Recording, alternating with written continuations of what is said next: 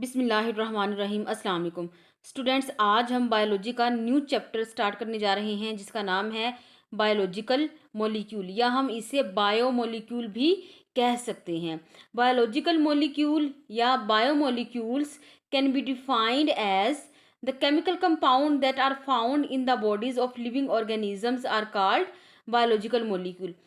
यानी living organism की body के अंदर जो भी मॉलिक्यूल प्रेजेंट है, that molecule is known as biological molecule.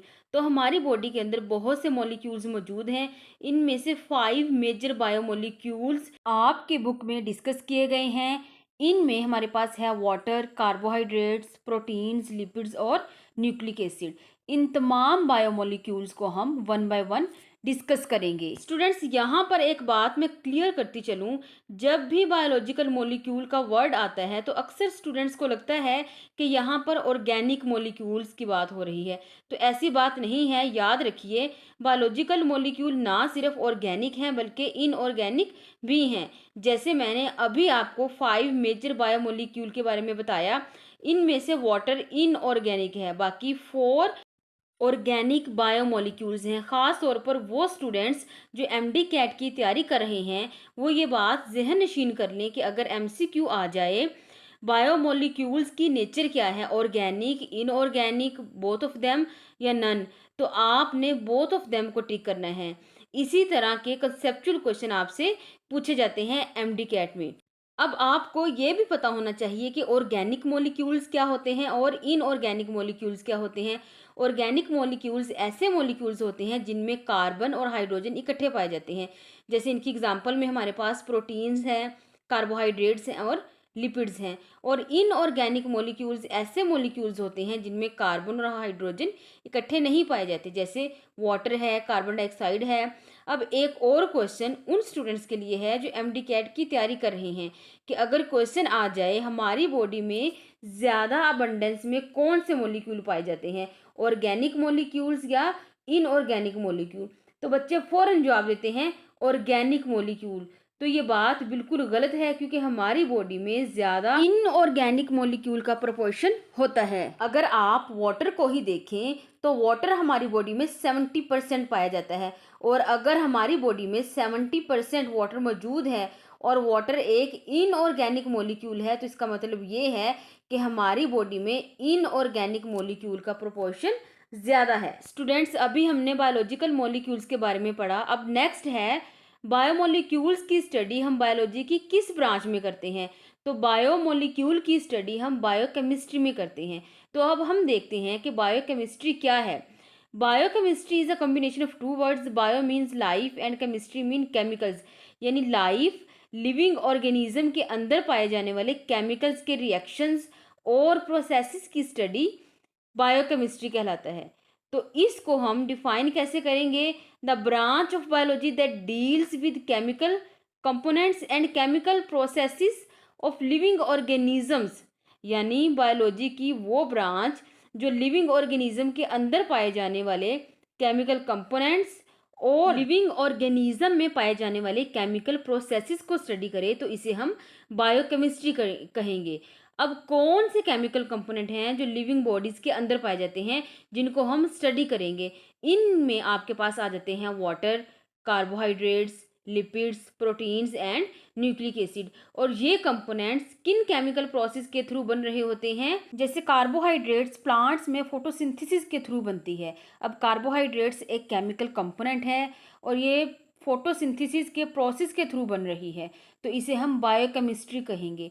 इसी तरह जब कार्बोहाइड्रेट बन जाती है तो कार्बोहाइड्रेट्स प्रोटीन्स के साथ केमिकल रिएक्शन करके ग्लाइकोप्रोटीन्स बनाती हैं और कार्बोहाइड्रेट्स लिपिड्स के साथ केमिकल रिएक्शन करके ग्लाइकोलिपिड्स बनाती है। यानी कार्बोहाइड्रेट्स केमिकल रिएक्शन करके डिफरेंट प्रोडक्ट बना रही होती है।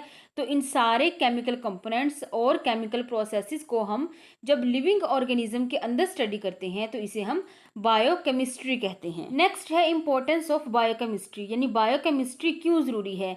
हमें इस चीज़ का नॉलेज होना क्यों ज़रूरी है कि हमारे स्ट्रक्चर्स किन किन केमिकल्स से मिलकर बने हैं और हमारे फंक्शंस किन किन केमिकल्स की वजह से हो रहे हैं। अगर देखा जाए, हम बात करते हैं बोन्स की। हमें पता है दूध पीने से हड्डियां मजबूत होती हैं, और अगर किसी की हड्डियां कमज़ोर हों तो डॉक्टर रेकमेंड करता है कि ये दूध पिए। इसकी क्या वजह है? इसकी वजह आज हमें समझ में आई है। कैसे? जब हमारे पास बायोकेमिस्ट्री का नॉलेज आया। बायोकेमिस्ट्री ने हमें बताया कि बोन्स कैल्शियम फॉस्फेट से बनी होती हैं। ज़्यादातर इसमें जो हार्डनिंग मटेरियल है वो कैल्शियम है।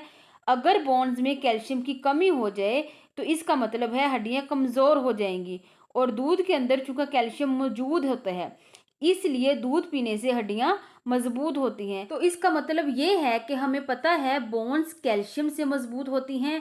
तो ये नॉलेज कैसे आया? ये बायोकेमिस्ट्री ने हमें बताया कि बोन्स के अंदर कैल्शियम मौजूद है, जिससे बोन्स मजबूत होती हैं।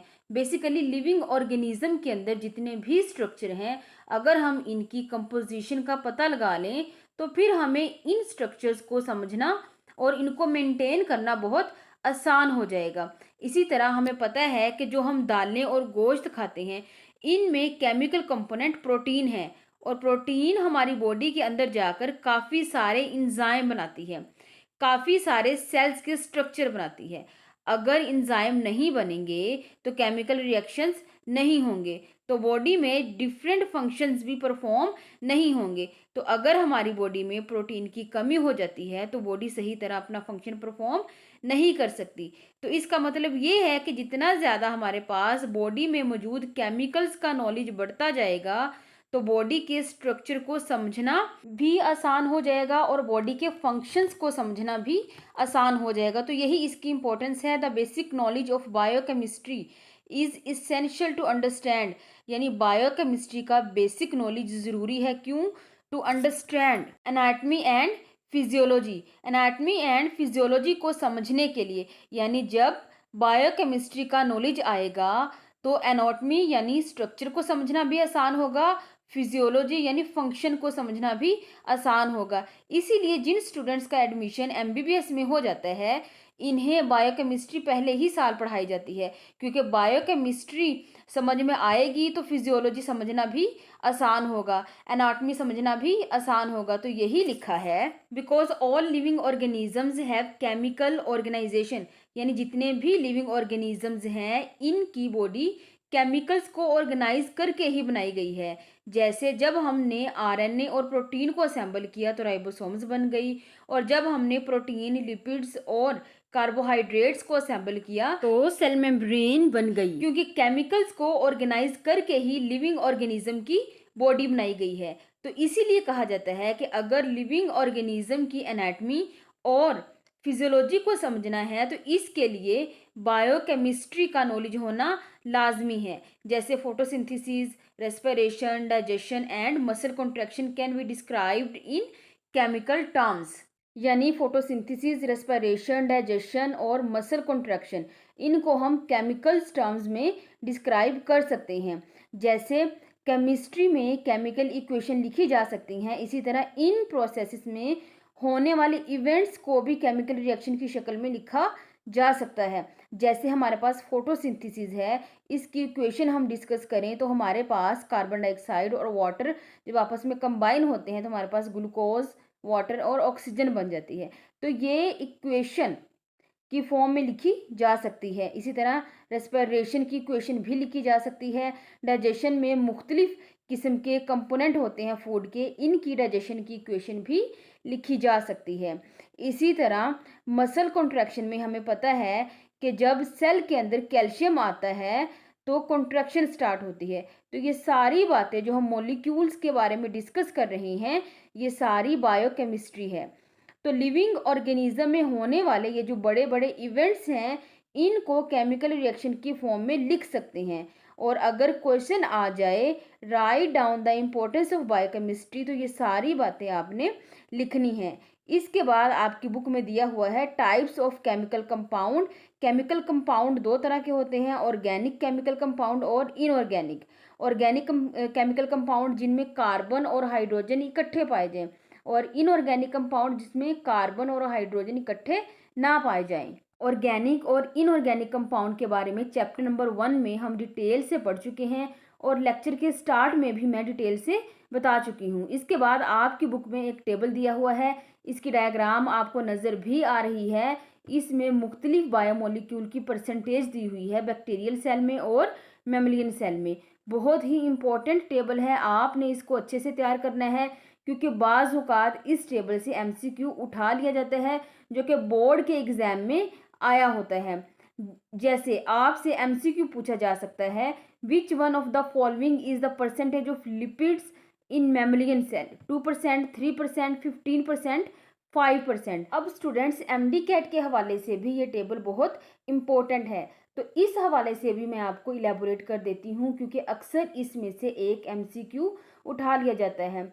इसमें आपने इन बायोमोलिक्यूल्स की प्रोपोर्शन एक बैक्टीरियल सेल में भी याद रखनी है और एक मैमलियन सेल में भी याद रखनी है। ये जो बैक्टीरियल सेल है ये प्रोकैरियोटिक सेल की एग्जांपल है, और जो मैमलियन सेल है ये यूकैरियोटिक सेल की एग्जांपल है। तो ऐसे भी क्वेश्चन पूछा जा सकता है, व्हाट इज द कंपोजिशन या proportion of protein in prokaryotic cell. तो आपको पता होना चाहिए कि बैक्टीरियल सेल ही प्रोकैरियोटिक सेल है। यहाँ से और भी कॉन्सेप्चुअल क्वेश्चंस बन सकते हैं, जैसे वाटर है ये एक इनऑर्गेनिक मॉलिक्यूल है, और protein, carbohydrates, lipids, DNA, RNA, enzyme and hormones ये आपके पास ऑर्गेनिक मॉलिक्यूल्स हैं। चूँकि ऑर्गेनिक मॉलिक्यूल्स की वैरायटी ज़्यादा है, लेकिन ओवरऑल प्रोपोर्शन कम है। प्रोपोर्शनली देखा जाए तो वाटर आपको मोस्ट अबंडेंट बायोमोलिक्यूल मिलेगा, which is 70% of our body weight. और ये जो नीचे सोल्ट्स और आयंस वगैरह दिए हुए हैं ये भी इनऑर्गेनिक है। यहाँ पर कंपैरेटिव क्वेश्चंस भी पूछे जा सकते हैं, जैसे the concentration of which of the following compound identical between the bacterial and mammalian cell. तो यहाँ पे आप देखें वाटर, हॉर्मोन्स और इंजाइम की कंसंट्रेशन सेम है, अदरवाइज बाकी कंपाउंड की कंसंट्रेशन में आपको डिफरेंस नज़र आ रहा है। तो इस तरह के कंपैरेटिव क्वेश्चंस भी पूछे जा सकते हैं। इसी तरह से आपसे क्वेश्चन एक और तरीके से भी पूछा जा सकता है, what will be the collective proportion of proteins, carbohydrates, lipids in bacterial cell. तो लिपिड्स, कार्बोहाइड्रेट्स और प्रोटीन्स का जो कलेक्टिव प्रोपोर्शन है वो आपने कैलकुलेट करना है, और अगर आपको इनका इंडिविजुअल प्रोपोर्शन पता होगा तो आप इस क्वेश्चन का आंसर आसानी से दे सकते हैं, जैसे 15%, 3%, 2%। तो इस तरह से इनका सम करेंगे तो ये आपके पास 20% आ जाएगा, तो इसका आंसर 20% बन जाएगा। इसी तरह का सेम क्वेश्चन मैमलियन सेल के हवाले से भी पूछा जा सकता है। तो ना सिर्फ आपको इन बायोमोलिक्यूल्स के इंडिविजुअल प्रोपोर्शन का पता होना चाहिए, बल्कि इनका कलेक्टिव प्रोपोर्शन कैलकुलेट करना भी आना चाहिए, और ये तब ही मुमकिन होगा जब आप प्रेजेंस ऑफ माइंड से इन क्वेश्चंस को डील कर रहे होंगे। अब हम देखते हैं कि हमारी बॉडी में जो बायोमोलिक्यूल्स बन रहे होते हैं या टूट रहे होते हैं वो किन केमिकल प्रोसेस के थ्रू बनते हैं या टूटते हैं। तो इस प्रोसेस को हम मेटाबॉलिज्म कहते हैं। डेफिनेशन देख लेते हैं, all chemical reactions taking place in cells is collectively called metabolism. एक सेल के अंदर जितने भी केमिकल रिएक्शन हो रहे होते हैं इनका मजमुआ जो होता है उसे हम मेटाबॉलिज्म कहते हैं। अब यहाँ पर आपने एक पॉइंट याद रखना है कि वो केमिकल रिएक्शन जो आउटसाइड द लिविंग बॉडी हो रहे होते हैं इन्हें हम मेटाबॉलिज्म नहीं कहेंगे, और जो केमिकल रिएक्शन लिविंग बॉडी के अंदर हो रहे होंगे इन्हें हम मेटाबॉलिज्म कहेंगे। जैसे फॉर एग्जांपल एक केमिकल प्रोसेस आपकी बॉडी के अंदर हो रहा है और वही सेम केमिकल रिएक्शन हम लैब में भी परफॉर्म करवा रहे हैं, तो वो केमिकल रिएक्शन जो लैब में हो रहा होगा इसे हम मेटाबॉलिज्म नहीं कहेंगे। जो केमिकल रिएक्शन लिविंग बॉडी के अंदर हो रहा होगा उसे हम मेटाबॉलिज्म कहेंगे। अब मेटाबॉलिज्म की ज़रूरत क्यों पेश आती है, नीड ऑफ मेटाबॉलिज्म। तो आपने एक बात याद रखनी है कि अगर ऑर्गेनिज्म ने जिंदा रहना है तो इसके लिए दो चीज़ें चाहिए। नंबर 1, इनटेक ऑफ बायोकेमिकल्स, कि वो ऑर्गेनिज्म इन्वायरमेंट से अपनी ज़रूरत की चीज़ें अंदर लेके जाए, और जो चीज़ें वो अंदर लेके जाएगा वो ज़्यादातर केमिकल्स ही होते हैं। जैसे फूड केमिकल है, ऑक्सीजन हम अंदर लेके जाते हैं केमिकल है, वाटर अंदर जा रहा है वो भी एक केमिकल है। तो केमिकल्स अंदर जा रहे हैं, तो पहली चीज़ तो ये है कि जो ज़रूरत के केमिकल्स हैं वो अंदर लेके जा सकता हो, और फिर दूसरी शर्त क्या है कि इन केमिकल्स को इस्तेमाल करके अपने सेल्स की चीज़ें बना सकता हो। तो यही लिखा है, survival of living organisms depends upon its ability, यानी ऑर्गेनिजम्स का सर्वाइवल इसकी इस एबिलिटी पर इन्हिसार करता है, इस एबिलिटी पर डिपेंड करता है कि वो to take chemicals from the environment, कि वो इन्वायरमेंट से केमिकल ले सकता हो और use them to make chemicals of living matter, और फिर इन केमिकल्स को इस्तेमाल करके अपने ज़िंदा रहने के लिए चीज़ें भी बना सकता हो। जैसे मेरे अंदर अगर सलाहियत ही ना हो कि मैं इन्वायरमेंट से ऑक्सीजन ले सकूं, वाटर ले सकूं, तो मेरे लिए ज़िंदा रहना मुश्किल है।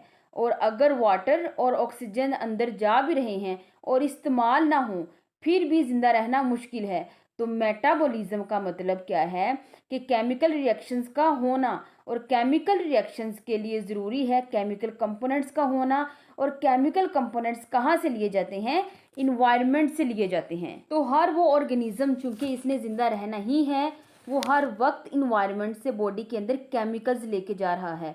जैसे मैं बैठी हूँ, इस वक्त भी मेरे अंदर केमिकल जा रहा है, तो वो केमिकल फ़ौरन आपके जहन में आ गया होगा, ऑक्सीजन जा रही है, यानी मुख्तलिफ किस्म के केमिकल्स मेरी बॉडी में एंटर हो रहे हैं। वो जो केमिकल एंटर हुए हैं तो मेरी बॉडी में इसकी यूटिलाइजेशन होती है।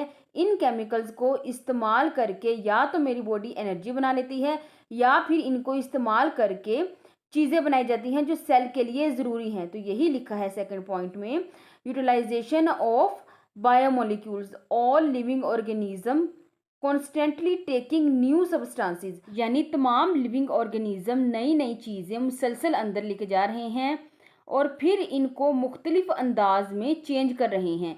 तो यही लिखा है, and changes them in various ways, जैसे बिल्डिंग ऑफ सेल मटेरियल, बाज़ केमिकल्स ऐसे हैं जिनसे सेल का मटेरियल बिल्ड होता है, एंड ऑब्टेन एनर्जी, और बाज़ केमिकल्स ऐसे हैं इनसे एनर्जी हासिल होती है। अब जिस वक्त हम केमिकल्स अंदर लेकर गए तो इन केमिकल्स से हमने मुख्तलिफ काम लेने हैं, इनसे मुख्तलिफ चीज़ें बनानी है, इनसे एनर्जी हासिल करनी है। तो चीज़ों को बनाने के लिए जो केमिकल्स हैं, इनके लिए केमिकल्स रिएक्शन का होना बहुत ज़रूरी है। जैसे ऑक्सीजन अंदर गई तो ऑक्सीजन अंदर जाके हमें एनर्जी प्रोवाइड करे, इसके लिए केमिकल रिएक्शन का होना बहुत ज़रूरी है। इसीलिए जब लिविंग ऑर्गेनिजम्स के अंदर कोई भी चीज़ आती है तो वो केमिकल रिएक्शंस की वजह से दूसरी शक्ल में कन्वर्ट होती है। अब जिस तरह मुसलसल चीज़ें अंदर जा रही हैं, तो इसी तरह बॉडी के अंदर मुसलसल रिएक्शंस भी हो रहे हैं। अगर वो रिएक्शंस रुक जाएं तो ऑर्गेनिज्म ज़िंदा ही नहीं रह सकता। तो सेल के अंदर जो रिएक्शन हो रहे हैं, इन रिएक्शंस के मजमूए को हम मेटाबॉलिज्म कहते हैं। तो यही लिखा है, metabolic activities, life depends upon ceaseless chemical reactions. जब केमिकल्स अंदर जा रहा होता है तो इसे सीजलेस केमिकल रिएक्शंस, यानी कभी ना रुकने वाले केमिकल एक्टिविटीज़ से गुजरना पड़ता है। तो अगर किसी ऑर्गेनिज्म ने ज़िंदा रहना है तो इसके अंदर कभी ना ख़त्म होने वाली केमिकल एक्टिविटीज़ होनी चाहिए। This activity is maintained by high degree of organisation, यानी इन केमिकल एक्टिविटीज़ को बड़े अच्छे अंदाज में ऑर्गेनाइज किया जाता है। यानी अगर केमिकल रिएक्शंस ज़रूरत से ज़्यादा हो जाएं तब भी बीमारी है, और अगर ज़रूरत से कम हो तब भी बीमारी है। जैसे वो केमिकल रिएक्शन जो ग्लूकोज को तोड़ता है वो ज़रूरत से ज़्यादा हो जाए तो हमारा शुगर लो हो जाता है और हम अच्छी तरह काम नहीं कर सकते। और वो केमिकल रिएक्शन जो ग्लूकोज को तोड़ते हैं वो ज़रूरत से कम हो जाए तो हमें डायबिटीज़ हो जाती है और हम सही तरीके से काम नहीं कर सकते हैं। तो इन केमिकल रिएक्शंस को हमेशा बहुत अच्छे अंदाज में ऑर्गेनाइज किया जाता है।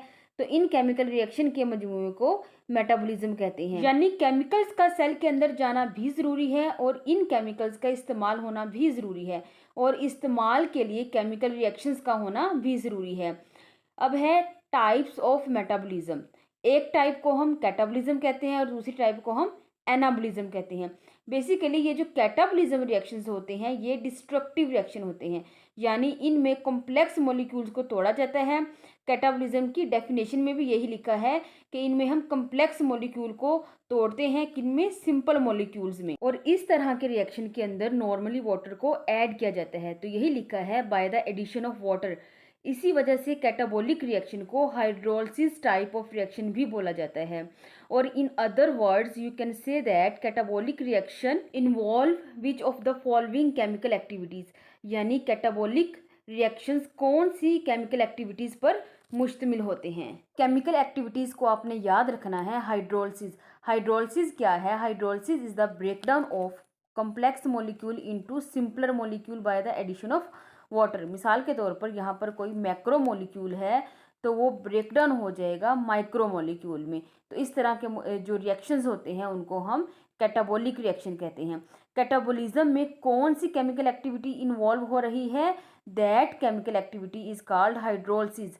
तो ऐसे रिएक्शन जब भी परफॉर्म होते हैं इनमें ना सिर्फ वाटर ऐड होता है बल्कि एनर्जी भी रिलीज होती है। This is an other property of catabolism. देखो स्टूडेंट्स, जितनी भी प्रॉपर्टीज पॉइंट आउट की जा रही हैं इनको आपने याद रखना है, इनके ऊपर क्वेश्चन बनेंगे। जैसे विच of the following is true about catabolism, या फिर what is incorrect about catabolism, ऐसे क्वेश्चन यहाँ से बनाए जा सकते हैं।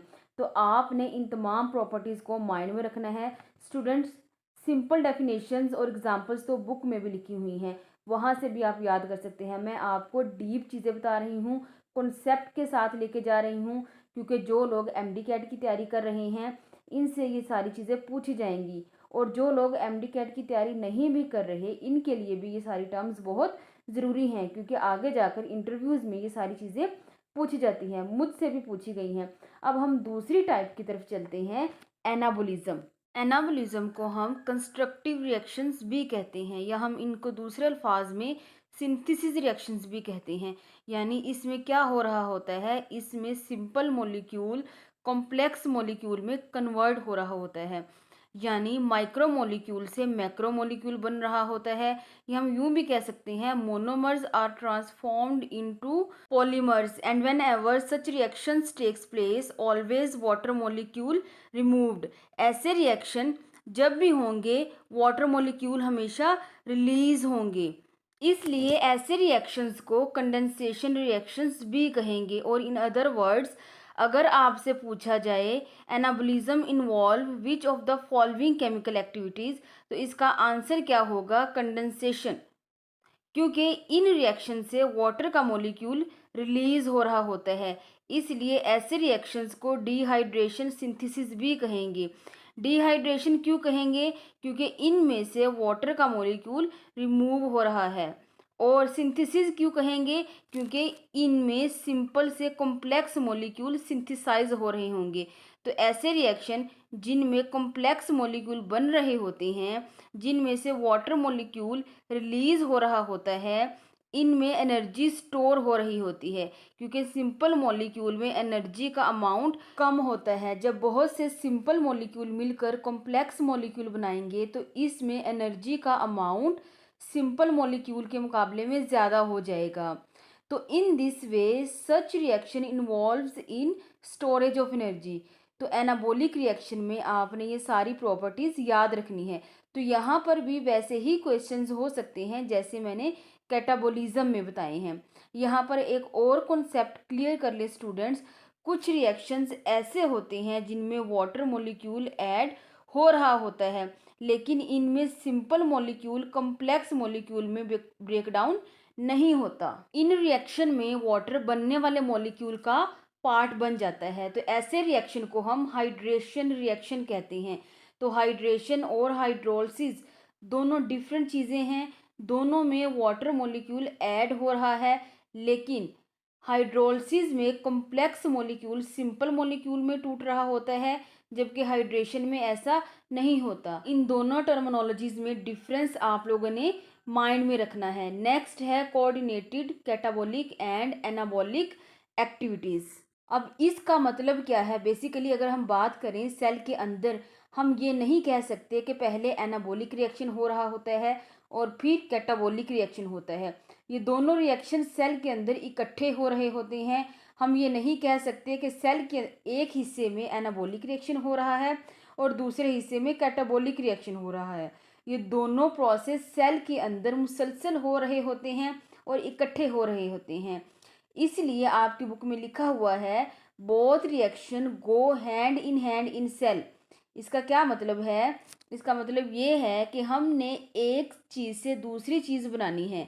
जैसे हमने ए से बी बनाना है, तो अगर ए से बी बनने के दरमियान दोनों रिएक्शंस हो जाएं, यानी कैटाबोलिज्म रिएक्शन भी हो जाए और एनाबॉलिक रिएक्शन भी हो जाए, तो इसे हम कोऑर्डिनेटेड एनाबॉलिक कैटाबॉलिक एक्टिविटीज़ कहेंगे। जैसे हमने एक कॉम्प्लेक्स कंपाउंड से दूसरा कॉम्प्लेक्स कंपाउंड बनाना है, तो हम क्या करते हैं, पहले इसे सिंपल कंपाउंड में तोड़ते हैं, यानी कैटाबॉलिक रिएक्शन होगा, और फिर इन सिंपल कंपाउंड को दोबारा इस्तेमाल करके कॉम्प्लेक्स कंपाउंड बना सकते हैं, तो इसमें एनाबॉलिक रिएक्शन होगा। जैसे एक घर है, हमने इसकी शेप बदलनी है, तो खड़े खड़े तो इसकी शेप नहीं बदली जा सकती। सबसे पहले हम क्या करेंगे, हम घर को तोड़ेंगे, इसकी ईंटें निकालेंगे, और फिर इन ईंटों को अपनी मर्जी से दोबारा जोड़कर दोबारा अरेंज करके जो हम शेप चाहते हैं वो शेप बना लेंगे।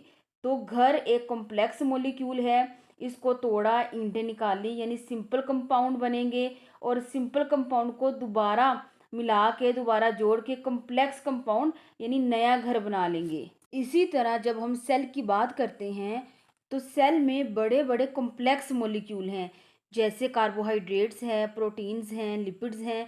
हमने कार्बोहाइड्रेट्स को लिपिड्स में कन्वर्ट करना है, तो कार्बोहाइड्रेट्स को पहले तोड़ना पड़ेगा, इसके बेसिक कंपोनेंट्स को अलहदा करना पड़ेगा।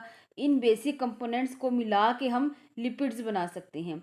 लिपिड्स से अगर हमने प्रोटीन्स बनानी है, तो सबसे पहले लिपिड्स को तोड़ेंगे, इनको सिंपल कंपाउंड में कन्वर्ट करेंगे, और फिर इन सिंपल कंपाउंड को मिलाकर हम जो है अपनी मर्जी का कंपाउंड बना लेंगे, यानी प्रोटीन बना लेंगे। बेसिकली कार्बोहाइड्रेट्स और लिपिड्स में स्ट्रक्चर का फ़र्क होता है, एलिमेंट्स तो सेम ही होते हैं, जैसे कार्बन है, हाइड्रोजन है, ऑक्सीजन है। यही 3 एलिमेंट्स कार्बोहाइड्रेट्स में होते हैं, यही लिपिड्स में होते हैं, और यही प्रोटीन्स में होते हैं, सिर्फ अरेंजमेंट का फ़र्क होता है। तो पहले इन कॉम्प्लेक्स मॉलिक्यूल को तोड़ेंगे, फिर इन कॉम्प्लेक्स मॉलिक्यूल को दोबारा मिलाकर नया कॉम्प्लेक्स स्ट्रक्चर बनाएंगे। तो यही लिखा है, interconversion of carbohydrates lipids proteins are best example of coordinated catabolic and anabolic reaction. तो ये जो इंटर कन्वर्जन हो रही है कार्बोहाइड्रेट्स की लिपिड्स में और लिपिड्स की प्रोटीन्स में, ये बेस्ट एग्जाम्पल है कोऑर्डिनेटेड कैटाबॉलिक और एनाबॉलिक रिएक्शंस की। So students, this is all about today's lecture. If you have any question, do write your question in comment section. Allah Hafiz.